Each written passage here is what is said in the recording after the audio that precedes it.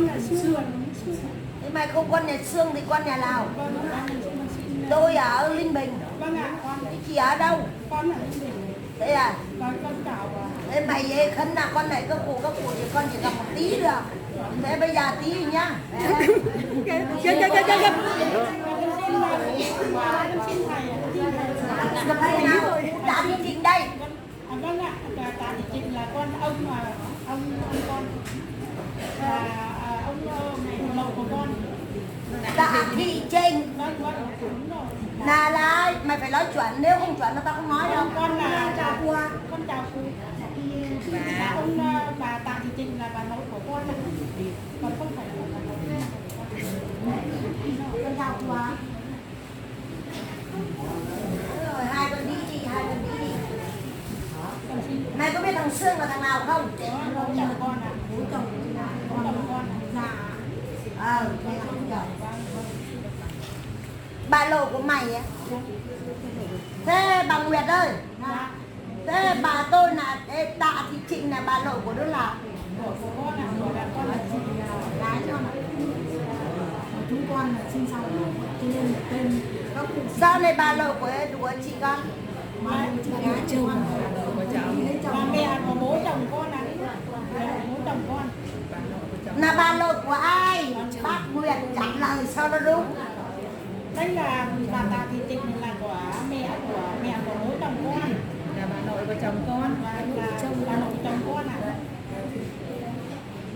Bà Nguyệt có biết là bà lộ của thằng nào không? Cũng bà nội của anh Sướng là chồng của chị này. Đúng rồi. Thế mà kêu bá lời của con. Nên gì? Con chào cụ, con chào ông. Ông nào? Tôi tên rõ ràng là tôi Tạ Thị mà lại thành ông được à?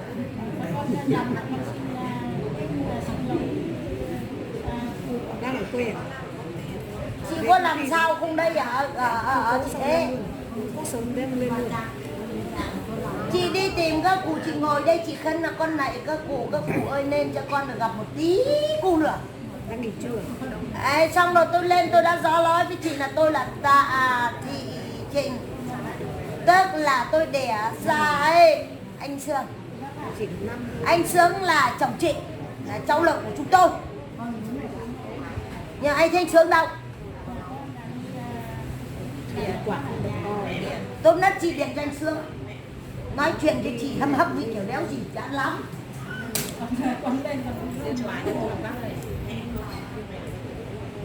Đâu biết trả lời. Thế mà cũng bảo chồng là thôi anh ở nhà nhắc đi tìm các cụ chắc. Tranh đi. Nhưng đéo biết gì. Người ta bảo bà ơi, bà là bà của chúng con. Bà là bà nội đẻ ra bố chồng con, là đẻ ra bố chồng con là bà nội của chúng con. Bà nội của con, tao đẻ ra bố đẻ mày đâu mà bà nội của con. Đẻ ra bà nội này là đẻ ra thằng Sương là bố thằng Sương. Nên là tao ngày xưa tao đặt cho là sung sướng. Nhưng mà có sung sướng cho đâu. Vất vả làm chết. Sương nó lại sung sướng các cụ. Mà chả thấy sung sướng gì.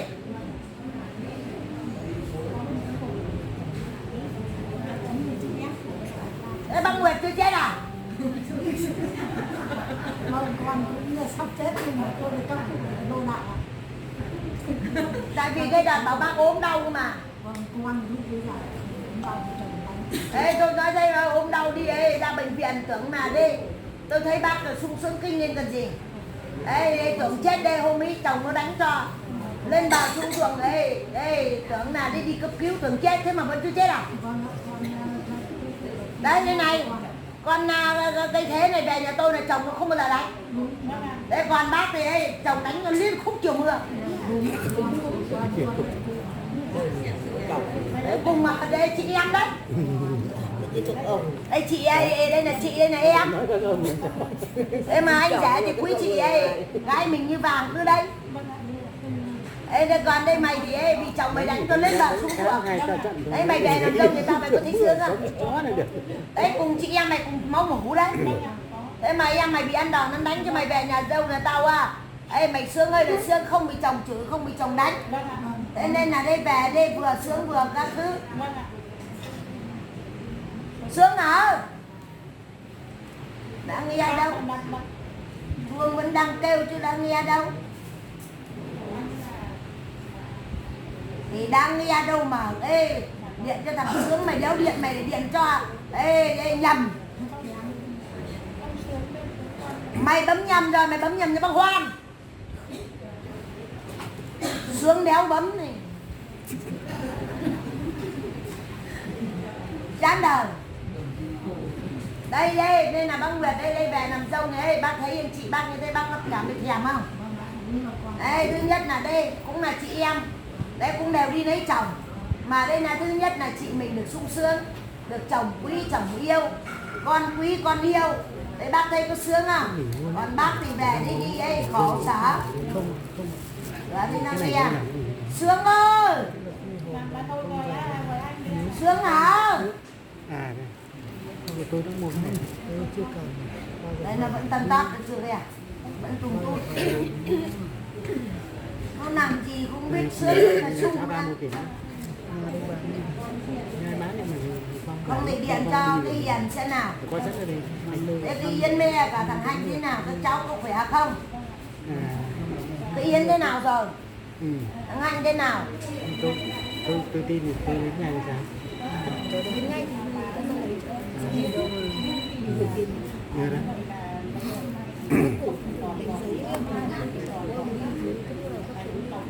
Con Yến vất vả đi lấy chồng cũng khổ. Ngày bố nói thế thằng Hạnh Nhật lại tin thằng Hạnh thế nào? Còn con Yến thì bây giờ thằng Hảo thế nào? Thì mình thiếu tiền đúng không? Đây đây, tao cũng đây. Con Yến ấy phải có cái gì? Thì nó cũng bị chồng đánh như bên này. Nó chả bị ăn đòn này, hợp cả còn gì. Này còn hỏi Yến nào? Yến nhà tôi, Yến nhà Sung, nhà Sương. Thế nên là về đây giờ nó đánh như bầu củi nên còn không ấy biết gì. Còn Yến nhưng mà mấy năm nay cũng đỡ nhiều rồi chị Nguyệt à. Thế là đây nói chung là cũng đỡ. Chứ nó cũng đánh đập đây, còn cũng nhưng mà không ác bằng gì. Thế nên là tôi cũng lo cho các cháu rồi còn lo cho cả ấy. Chúng nó còn đây đặt vừa rồi với con Hạnh cũng thế tôi cũng phải phục hậu cho. Các cháu lên đây ở tận trong nó Đắk Nông. Ê nghiệp các cháu có khỏe không con? Còn con dâu nhà mày đi đây. Nhà mày thế nào?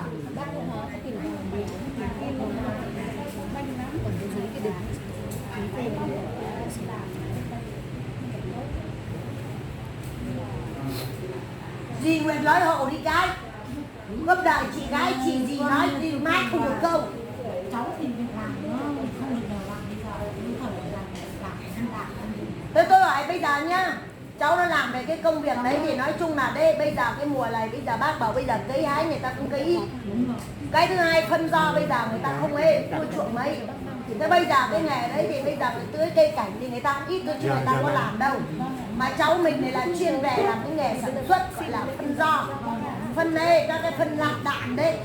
Thế bây giờ đây về nhà về cửa bây giờ bác bảo là có phải như ngày xưa người ta cấy nhiều cơ. Thì người ta làm bây giờ ta toàn cung miệng thôi. Thế đâm ra cái nghề nghiệp của cháu nó vất vả. Thế nên là nói chung là cũng không được thuận lắm. Vợ chồng nó cũng túng, không có nhiều. Thế nên là tôi cũng đây, nhà tôi đã bảo tên là sung sướng, có sung sướng đâu. Nhà tôi chỉ có mỗi con Yến là vất vả nhất. Con Yến là chồng đánh nhiều nhất. Con Yến đấy. Đây, con Yến là đều bị ăn đòn. Con Hiến đều bị ăn đòn. Hai đứa. Còn nhà thì này được cái thằng ấy, cháu là trong miền Nam bây giờ đây này. Là cháu Hạnh hết. Là đây nó là được cái phần bụng đó nhất. Nhưng mà tất cả các cháu ấy, trai, cháu dâu, cháu gái nhà tôi là tôi thấy kinh tế là đứa nào cũng kém. Thế nên là đã bảo rồi nhà tôi tưởng đặt đây con cháu là sung là sướng nhưng mà có sung sướng đéo đâu. Cứ tưởng đặt như thế là cho nó giàu cho nó sướng.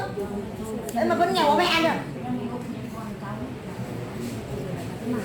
Vì ông nó đây, ông nó tên là Sương. Ông nó tên, ngày xưa tôi đặt cho nó ông ấy là bố chồng mày ấy. Là tên là Sương. Thế về sau người ta bảo Sương thế thì gặp làm sao được. Thế là về sau nó để ra thì bắt đầu ta mới đặt cho tên là sung sướng. Thế nhưng mà chả thấy sung sướng gì. Thế nên là cũng nhìn thấy các cháu nó làm cũng vất vả.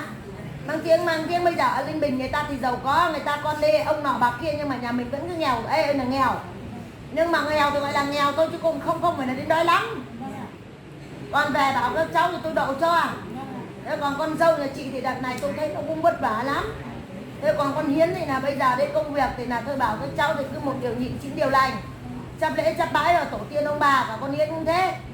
Ê, cả con gái con dâu con gái nhà mày cũng phải bảo các cháu tôn trọng tổ tiên này là sau này đỡ vất vả.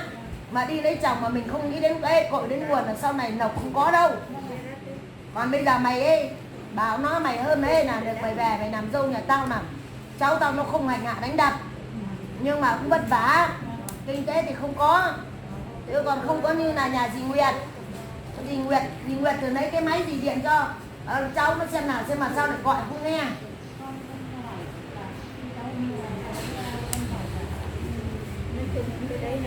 chồng con là lâu ngày con cũng là bồ mã thì con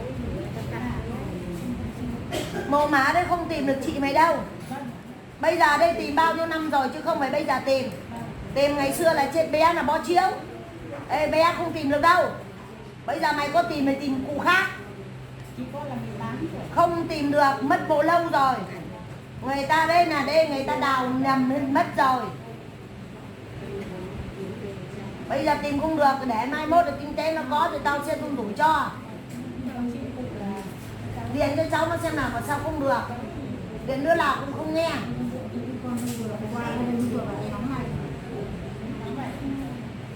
Điện cho con Hiến à? Hay là điện cho con Hiền? Hay là con Yến? Hay là con Hạnh?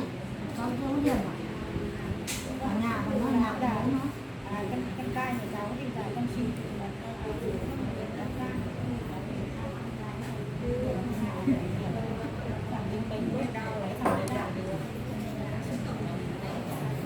Có được không con?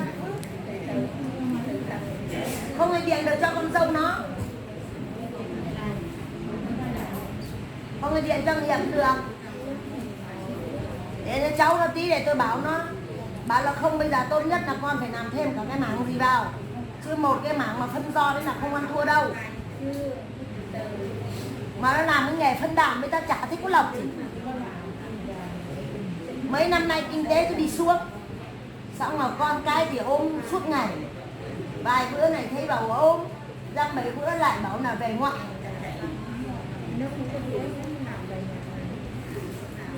Có điện được cho cháu Hiệp không? Điện cho con Hiền nó thì không nghe máy đâu. Điện được cho cháu Hiền cũng được, mà cháu Hiệp cũng được, mà cháu Hiến cũng được, cháu Yến cũng được, cháu Anh cũng được, nhưng mà nó lắm con quá. Hay là gọi cho sung sướng cũng được. Không có lòng nghe máy à? Máy này nó cũng không nghe.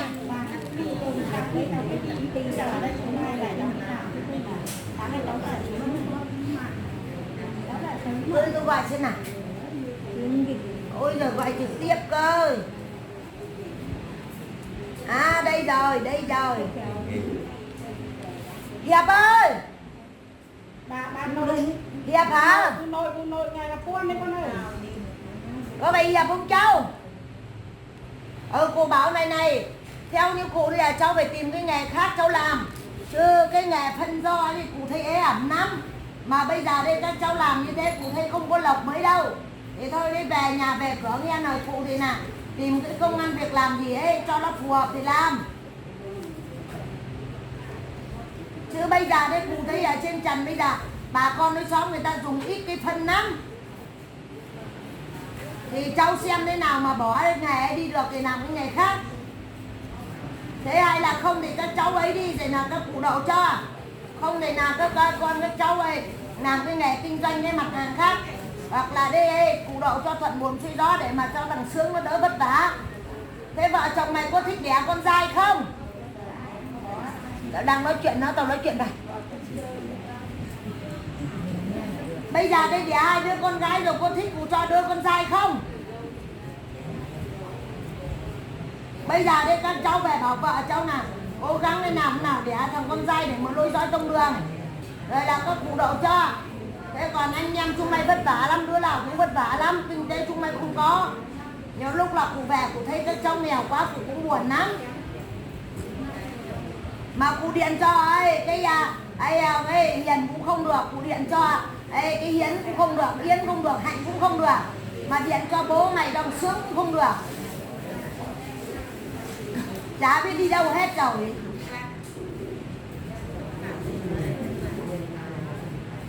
Thế còn đợt này bảo bố mày là đi đừng có đi ra đồng nhiều, cái thứ hai là đi. Thế ngoài vườn thế nào rồi? Ngoài vườn nhà mình thế nào rồi?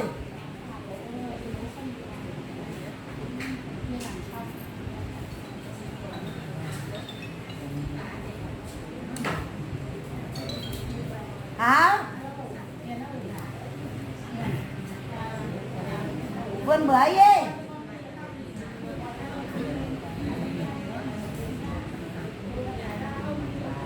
Lỗ to chỗ nào bác Hồ thị đã nghe rõ gì?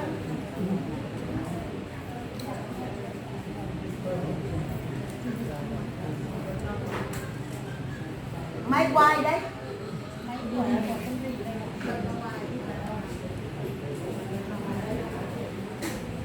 Vừa này gương đai đéo biết sử dụng gì lâu.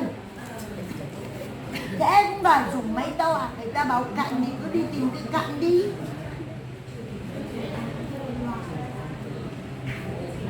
Nghe rõ gì chưa con?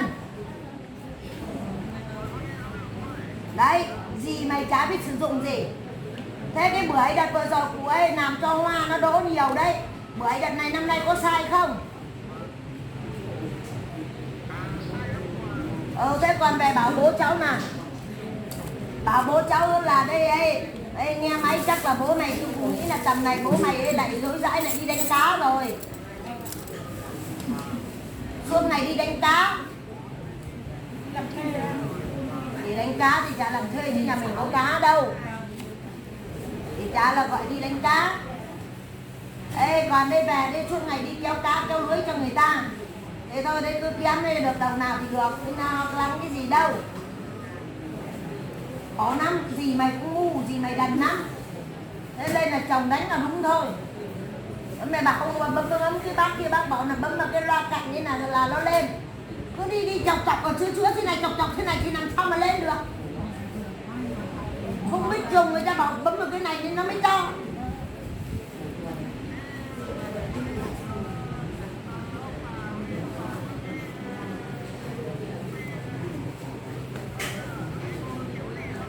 Các cụ bảo là chả thiếu gì, bây giờ thấy nhà mình nghèo quá, kinh tế nhà mình cũng không có. Cái thứ hai này nhìn thấy các cháu vất vả. Cái thứ hai là bây giờ các cháu mày thì chỉ toàn con gái thôi. Các cụ cũng lo lắng là bây giờ vợ chồng cố gắng là xin ông bà tổ tiên mới gặp con trai. Cái thứ hai là cũng làm nào để các cháu kinh tế đi lên cho bố cháu đỡ vất vả. Mùa nắng thì các cụ không nói, nhưng đến mùa rét thì thấy bố cháu đi kéo lưới cũng khổ lắm. Nhìn thấy bố cháu đi kéo mà bây giờ già rồi con bảo là đi kéo lưới rét thâm mấy cá rái vào. Đấy, đây là mùa nắng đây còn mát rái. Đến mùa kia thì thâm rái vào, đi khổ lắm. Thế nên là đây các con các cháu về mà bảo đến nơi đến chốn thì cũng phụ hộ cho. Còn nhà mình thì ấy, nói chung là bố cháu cũng hiền. Các cụ nhà mình hiền lành nhưng mà mỗi cái là kinh tế nhà mình không có thôi. Thì cháu không có đâu, mày tung vào bố mới được. Mày tung đây, mày còn nghèo hơn đây, vợ chạy mày nghèo hơn nhà thằng Quân. Nhà thằng Quân này kinh tế còn giàu hơn nhà mình. Thì là cụ thấy nhà nó bây giờ nhân lương lậu của nó bằng cả nhà mình nào. Nhưng mà cụ nhà nó là bởi vì là cụ nhà nó này đi thiêng. Cụ nhà nó này thương. Bởi vì là thằng Quân đây bên đấy là ông bà nhà nó là ngày xưa là đây lúc nào ủng hộ cho mẹ nó, vì mẹ nó cam chịu được bao nhiêu cái gian khổ. Để ăn đòn ăn đánh nhưng mà vẫn đứng vững nuôi các con. Thế nên là cụ nhà người ta đậu cho thằng Quân làm ăn thịnh vượng lắm. Thế còn nhà mình thì cụ nhà mình thì cứ nghĩ là cái ngày đấy là nghĩ là gì có công nghiệp, con nhớ chưa? Chỉ nghĩ dòng màu dòng mẹ thì cho các cháu đi vào cái nghề phân do. Chứ các cụ lại chả hiểu mẹ gì. Thế cụ nhà nó khôn hơn mình. Thế mình cho con cháu nó đi học cái đường nó cao lắm. Còn nhà mình thì cứ cho đi làm phân do. Thế là bây giờ hòa bình độc lập, bây giờ người ta công nghiệp hóa rồi. Nhà mình buôn bán phân đây, làm phân đây, ra đây kém. Xong này rồng bưởi rồng bổng nào năm nay đây là gọi là có quả. Thế còn đây bố cháu thì vất vả suốt ngày phải đi đánh cá thuê. Đó, khổ lắm. Thế còn đứa trong Nam thì cũng gọi là Túng. Nhà Hạnh ở trong Nam cũng Túng. Nhà Hiến này nhà Huế với nhà Hiền thì các cháu cũng nghèo. Thế nên là thôi thì các cụ phụ hộ cho thì về bảo bố cháu là thôi bao sai sạch sẽ đi. Ê, ra đấy tạ mộ của ông Sương cháu ấy, mộ của ông Lội cháu là động đấy. Mấy cái thứ hai là mộ của ông Lội cháu là đợt đi xây đi là các con các cháu đè vào bàn chân. Đấy, xây đè vào cái bàn chân, đâm ra là các con các cháu là làm ăn nó chỉ đứng vững một chỗ chứ nó có phát triển đâu. Thì thôi đấy, về các cháu tham gia với bố cháu thì bảo mọi người. Đây nhá, này.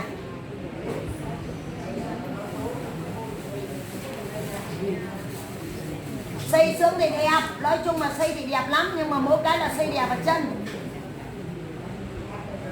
Này, vừa rồi xây mộ thì đẹp. Thế còn đây về bảo các cháu chữa đẻ đi, ăn uống đầy đủ vào.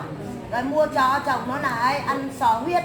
Mấy này ăn về đây về bảo nó ăn các con cua con cá ấy. Đấy thì là đây của đồ mặn đấy, đồ biển đấy. Thì là cháu nó sẽ nhanh chóng sẽ có con dai hơn. Bảo đừng có ăn rau muống mấy này, ăn cả đấy, đấy tiết kiệm đấy, còn lâu nó con dai. Nhớ chưa? Thôi cháu Hiền nó không nghe rồi thì thôi. Thì còn về bảo các cháu là mồ má các cụ nhà mình là xây mỗi mộ u xương của con là vừa rồi thôi, còn bà Lộ nó không vấn đề gì.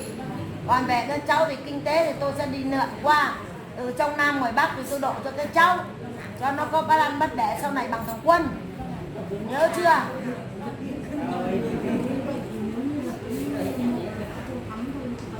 Chưa tìm được đâu. Bây giờ có tìm là tìm nhầm đấy. Không, nhà mình điều kiện đã không có rồi tìm nhầm. Nhà người ta giàu có người ta tìm nhầm đấy. Người ta cũng lại có phước nhưng mà mình tìm nhầm là mình không có tiền. Giờ mà xây sướng lên rồi tiền không có thì khổ. Để bao giờ mà có điều kiện, bây giờ ví dụ như là cháu Hiệp nó có điều kiện, vợ chồng cháu nó có điều kiện nó đi tìm, lúc đấy nó kinh tế nó cũng vào một cái thu nhủ nó tìm đấy thì cháu nó mới xây. Nếu còn đây chị về làm dâu thì tôi yên tâm thì tôi phụ hộ thì thế nghe chưa. Nhưng mà chị nhanh nhẹn lên một tí. Đây cả là một cái thứ hai, lúc nào chị cũng kêu đau chân. Bây giờ cái vườn bưởi nhà tôi, chị ra ngoài vườn chị dọn dẹp đi là tôi cho chị hết đau chân. Cứ ra ngoài vườn đây giàu khó giàu giá trăm nay bao nhiêu cái vườn bưởi đi. Bây giờ chồng mày cứ xón suốt ngày thằng ấy sướng ở ngoài đồng. Mày thì nào là con tao là cháu tao đâu tao này đi kéo cá thuê này, đi lên vườn đây tưới bưởi này, lại lên là bắt sâu này cho bưởi này. Chị ở nhà thì rất khoát là phải đau chân rồi. Thấy chưa? Không chịu làm. Ở nhà mỗi thổi nồi cơm xong thì ai chả thổi được. Thế nên là chị càng ở nhà thì càng đau chân.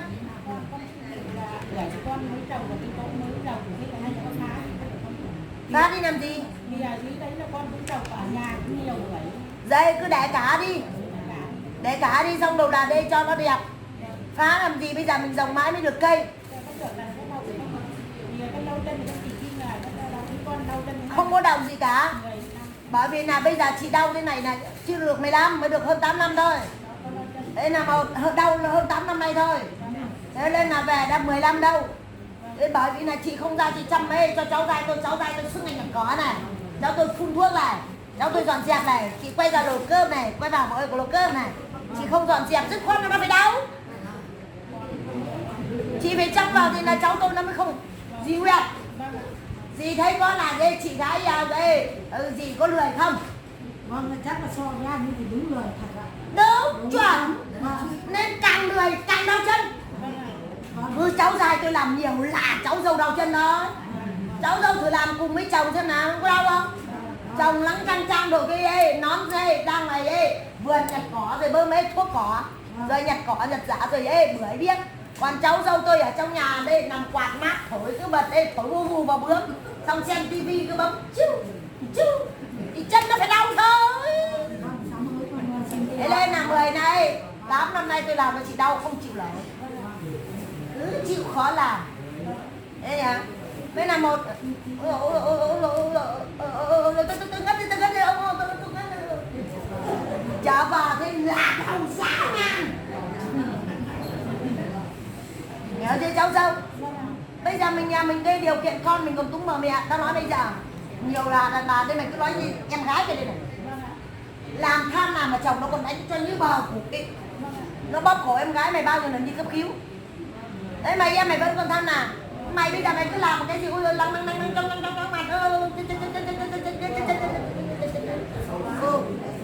bây giờ trở vào thế thì đéo. Mày làm nó sao được bằng cháu trai đâu. Yêu cái gì cứ làm một cái. Bây giờ mình làm đi, mình còn khỏe, mình không phải trông cháu. Mình làm đi mình có tiền mình phụ giúp các cháu. Thế mình trông nó mình là mình đón con đón gái cho chúng nó, bây giờ nó đẻ 2 con vịt. Sớm trưa chiều tối ông bà đỡ dãi, bây giờ mình tranh thủ bảo ông ơi về ông về đón cháu đi cho nó sớm. Thế nọ kia nếu mà đây tranh thủ chúng mình trông nó con nó đi làm nó có tiền sau này già mình đỡ khổ. Bây giờ mình cứ lười em mày mai kia lười là lười luôn cả mồm đấy. Cái gì đưa cái bọc quà nhà tôi đây? Cái bọc đây là của ai của gì? Của gì à? Của gì à? Cái bọc đây là của ai? Nếu mày mang nhầm thì sao? Bây giờ nhớ chưa? Chịu khó làm mà đâu có đó thì cho con lo mơ hết đau luôn. Thế chào các cụ. Đây các cụ phải nhớ rằng này, các cháu dâu mà lười là các cụ cứ châm 2 đầu gối cho nó học chết. Đây nè. Bắt đàn ông làm xong trở vào ôm cái xe lắc. Hả? Ngày mai mày mới đi làm cơ mà mày hôm nay mày đã đi làm đâu?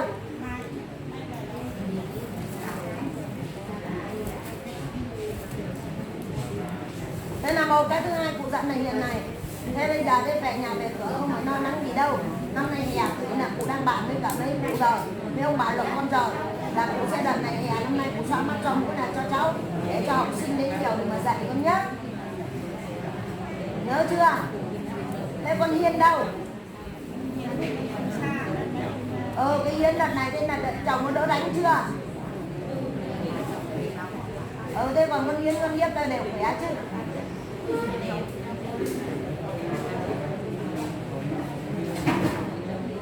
Cho thằng Hiền nha, thằng Hiệp á. Hiền thằng Hân à. Thì thằng Hân đây chị mày khổ lắm. Nó tình cảm cụ đến cụ xem nó khổ, nó ăn đòn nó đánh suốt ngày cờ bạc, xong về đánh vợ. Thì cụ dẹp cái đợt này cũng đỡ nhiều rồi.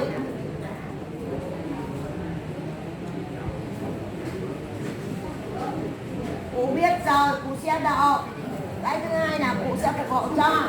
Cái thứ ba là bây giờ cụ chỉ lo lắng bây giờ đây cụ mong sao đặc biệt con đẻ cho cụ là con trai để nối dõi tông đường với bố cháu đỡ vất vả.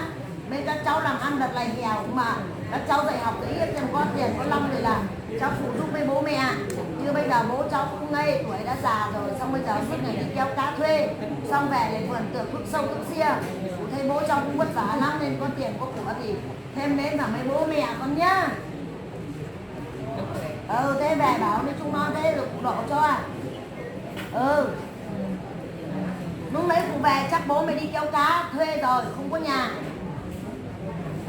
Đấy tầm này người ta ở nhà ta được ăn ta được ngủ mà bố mày vẫn đi kéo cá thuê đấy. Thôi thì cứ các cháu cứ yên tâm được cụ phục hộ cho cả. Không thiếu cái gì cả, cụ ấy có mua cho cụ cái lón đôi dép cái bộ quần áo mùa hè với cái quạt. Có cái tivi dưới này có điện rồi đấy, có trồng cái tivi để giữa buổi. Thế còn lần này cụ về cụ bàn rồi, năm nay cụ ấy nhà nước người ta không ấy nhưng mà cụ tuân thủ cho học sinh nó đến dạy thêm thì đến đây mà có đồng tiền. Thì cháu tôi là giáo viên mà. Thế còn cái thằng phân giò đéo ăn thua. Bán phân đây đạm đéo ăn thua. Hả? Anh Hiệp anh làm bên phân giò không ăn thua. Kinh tế không có mà anh ấy đặt để vịt giò. 2 con vịt giò. Thế còn đến mai thì kia là đến mai bắt đầu là ở trường mấy các cháu ấy đi về đây dạy cả trường dạy cả nhà rồi cụ xoa mắt cho. Đấy nhá. Là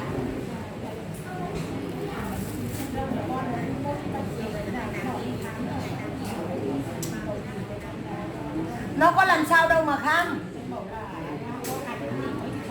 Đâu cái đấy là cái cục u mỡ, không có sao đâu. Đây là chào các cụ.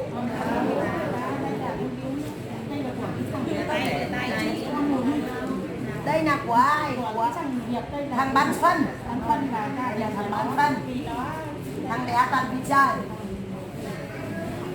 đây con đại học đây là Cái Hiền nó gửi 200. À, cái Hiến đâu? đi đến đây là Cái Hiến nó gửi 200 cơ mà. không như vậy là con Đây là cái Hiến. Thế còn này thằng tao còn chưa tính thằng Huân này. Tao chưa tính thằng Hạng cái cháu đâu đấy. thằng con những thằng hay đánh vào thì con thôi thì con thì con gửi đây là thôi là nó hỗ trợ con. Đây là thằng Huân để cho nó ngoan. Vâng cho nó ngoan. Thế còn của mày đâu? Mày còn đi ăn gì mày đêm? Mà gì cứ cầm tiền của nhà tôi thế? Như vậy là cũng ơi con gửi con một những Người đi để lên đưa túi trả nó thì mày cứ cầm người moi này người ta thế. Còn đây là của ông Sung Sướng. vay của cái chuyến đây ạ. Của Sung Sướng. Thế còn của mày đâu? Đây của con đây ạ. Đây của mày. Vâng. Của Hành. Của Hạnh đây ạ. Mày có cụ tính hết rồi. Này gì ơi? Thế là gì bỏ nhau hẳn à? Vâng, con đi đánh quá không bỏ. Thế mà cái ngày đấy mà gì đấy đáng nhẽ là lúc với cháu dài rồi thằng Sướng nó sang mà phải bảo anh ơi đừng lấy chị em, lấy em mày lại em nhẹ lắm. Thằng này đến con làm sao tôi lấy được cái tuổi Thích hơn thích cái chị già này vừa đần vừa còn đau. Ngày hôm nào mày dẫn nó đau. Mà nhiều lúc tao còn nằm cho mày run cơ. Đau quá run nảy bẩy đấy. Cứ về làm là hết đau. Vậy thì Cứ cháu dai tao nó được nghỉ ngơi cho nó thành thơi cái cổ dãi của nó là tao thấy ấy. Cháu cháu cũng này ê nhá, cháu cũng này em gái đúng chưa? Cháu thấy ê thằng Sướng người ta có chịu quá. Quá chịu mà. À mày tí nữa đây mày trước cho tao một bánh. Mày hát bài Sướng ơi.